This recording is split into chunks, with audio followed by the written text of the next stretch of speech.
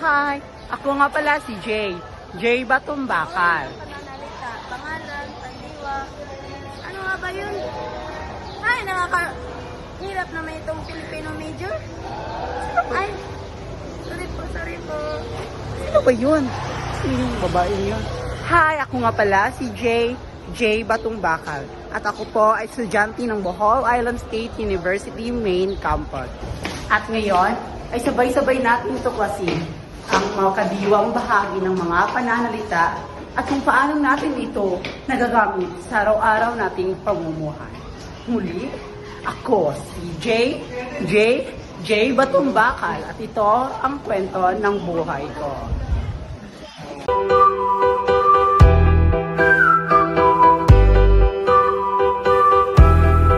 Hello mga bata! Ako nga pala si Miss Risha. Ngayong araw ay tutulong sa inyo ang iba't ibang bahagi ng pananalita. Una, ang pangalan. Kayo nga, pangalan. Wow! Magaling! Ang pangalan ay tumutukoy sa pangalan ng tao, bagay, hayop, lugar at pangyayari. Kahapon naganap ang eleksyon. Kumusta naman ang naging experience nyo? Sa akin, okay lang. Sa inyo? Grabe yung presinto namin, ang daming tao, ang taas ng pila, na-stress ako. Kaka-stress ba yun? Ikaw, Sandy, ano naman yung experience mo doon? Okay lang. Ang daming tao sa kaset. Di ba hindi ka naka-release bro, pero bakit full glam ang atake? Hindi mo alam. Dahil sa eleksyon nagkakapera ako. Swerte mo naman. Wow! Ikaw, Yor, sino yung binoto mong senator? Hay nako Cindy, bawal ipagsabihan dahil alinsunod nga sa Republic Act 10173 or also known as the Republic Act of 2012 in Data Privacy, walang sino man ang pwedeng ipagsabi ang kanilang kung sino ang kanilang binoto dahil it's a confidential, so it's a private matter. Kaya kayo, wag niyo ipagsabi yung sino yung binoto niyo. Dahil maaari kayong makulong dyan. Tandaan niyo yan. Ano pala yun? Yeah, ganun talaga. Kapag batas na yung merong power, ay wala na. Keep quiet ka na lang kayo. Sige. Pangalawa ay ang pandiwa. Kayo nga, pandiwa. Wow! Magaling! Ang pandiwa ay tumutukoy sa kilos at galaw.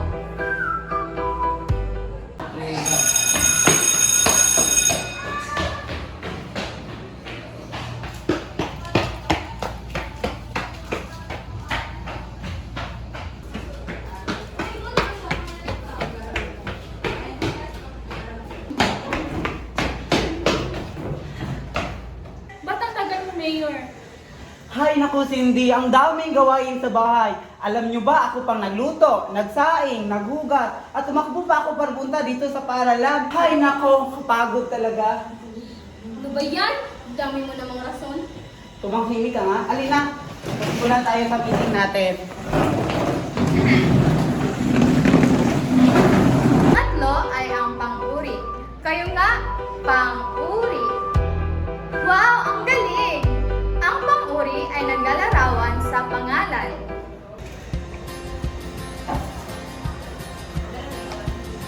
Hi guys.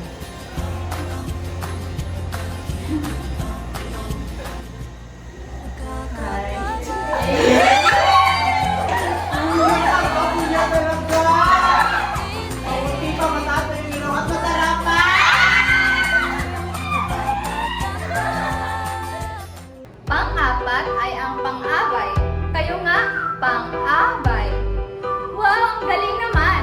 Ang pang-abay ay ang mga salitang nagpapalinaw sa kilos o salitang naglalarawan. Biyasan Filipino Walso, 10 minuto na lang ang natitira. Alam, hindi ko na Kung tapos na, ay maaari nyo nga ipasa at makakauwi na. Okay na to. Tapos na pa ako, ma'am. Ang bilis mo naman matapos ah. Siyempre, ako na to eh. Nag-aral kasi ako ng mabuti kagabi. Eh, ikaw, puro ka kasi cellphone.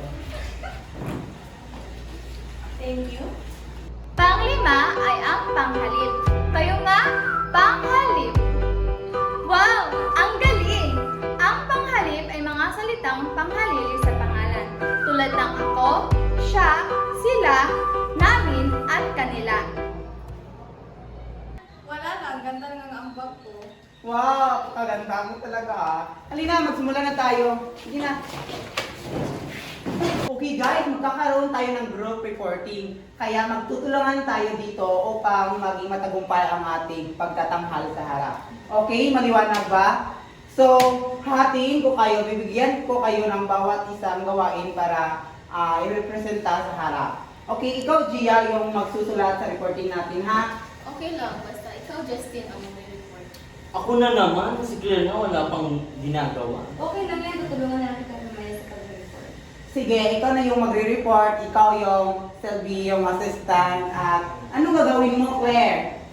Siguro ikaw na lang yung panalangin at merong energizer sa reporting natin.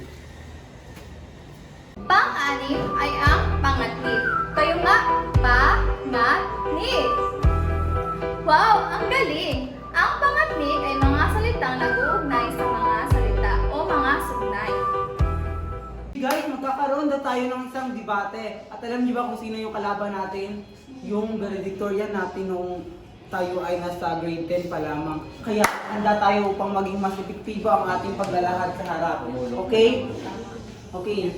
Sige, Justin, ano bang ibibigay mo sa akin? Siguro simulan na lang natin sa paghahanap ng mga impormasyon sa internet or sa mga libro patungkol sa ating yung tatalakayin natin. Sige, ako na maghanap sa internet o di kaya si Inspira. Kailan mo magaganap ang debate? Bukas daw ng alas 4, magaganap ang debate natin. At alam niyo ba yung paksa kung dapat ba nating tagalin yung Filipino bilang asignatura sa kolehiyo? Dapat maging matagumpay ang paghanap niyo ng mga impormasyon.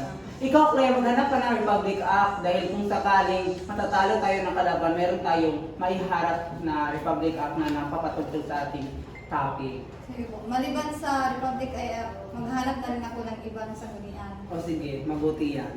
Sige, magsimula na tayo. Panghuli ay ang pang-angkop. Kayo nga, pang-angkop. Wow! Ang galing! Ang pang-angkop na ng at G ay ginagamit upang ikonekta ang dalawang salita o parirala. So, alam naman natin na darating na ang year-end party, hindi ba? So, Yes! nais ko marinig galing sa inyo kung ano ang yung gustong kainin ngayong darating na year-end party. Mayroon ba kayong mga question? Ako po, ma'am, meron, ma'am. Gusto ko po ng yung lechon sa Cebu, yung masarap at matatakam ka talaga sa crispy niya. At meron din akong kakilala mga pwede nating orderan. Kaya, go! Lechon tayo. Sige, Carl. Ma'am, sa akin na yung cake. Yung sikat ngayon, yung pistachio, Oo, masarap yun. oo, masarap yun. Sige. Ako naman yung Shanghai na niluto ni Mama. Oh, sige, masarap yun. Siguro masarap yun. Kayo naman dyan. Gusto ko ng tapioca, yung may nani. Oo, maraming mga yung na. Sige. Claire, ikaw meron. Gusto ko na spaghetti. Yes! Sige, sure na ba kayo yung dadalhin niyo dapat ay kasya sa lahat? Maliwanag ba? Yes!